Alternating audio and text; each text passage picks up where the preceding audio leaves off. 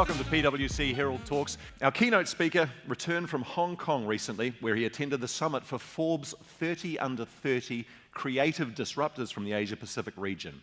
He was the only Kiwi selected for Forbes 30 Under 30 in any of the 20 categories in 2018. Would you please welcome the founder and the creative director of the very healthy motion sickness, Sam Stutchbury.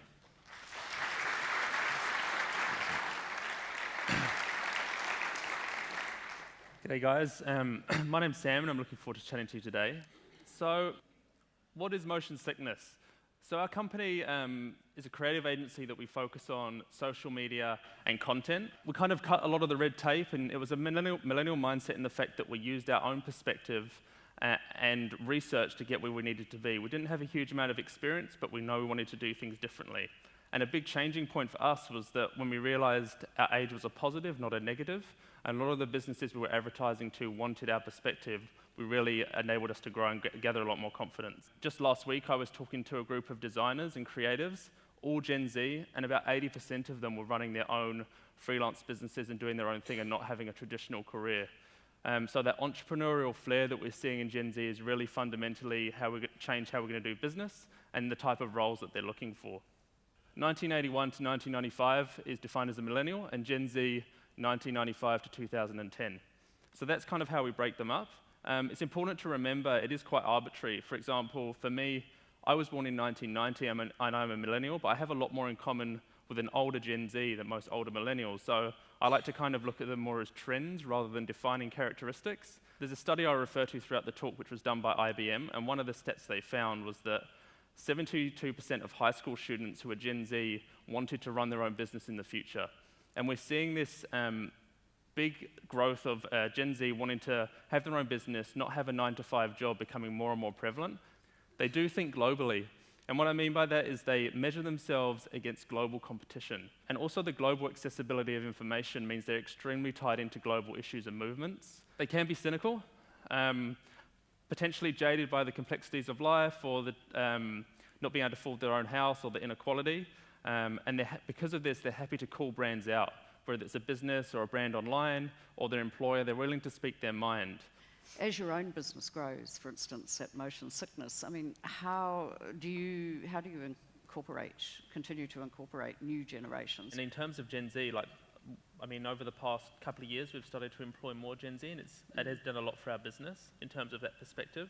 I think one thing that we're conscious of is how to stay current and attract Gen Z. As I said before with Gen Z, a lot of the things we're seeing, a job is much more than just a job for them. It's a bigger representation of their personality, so it has to be something that makes a difference or is really cool or has a good representation. I think the millennials, as they say, are more optimists, where this Gen Z, and so, I can save the world, I can do anything, and I can kind of do it anywhere, and I'm going to start this new cool startup, and I'm going to save the world, right? So that's been my generation. This next one coming through is a bit more realist. I want to start a cool startup, I want to be a part of a company that really matters, but it's coming from this real realist place because they grew up during the recession. They got the sense of there are winners and losers. Not everybody really can win. I'm going to make sure I win. I think all of this is actually, this generation is looking for their spiritual purpose in work because it's no longer external. It's as Lauren was saying at the start, we bring it all to work.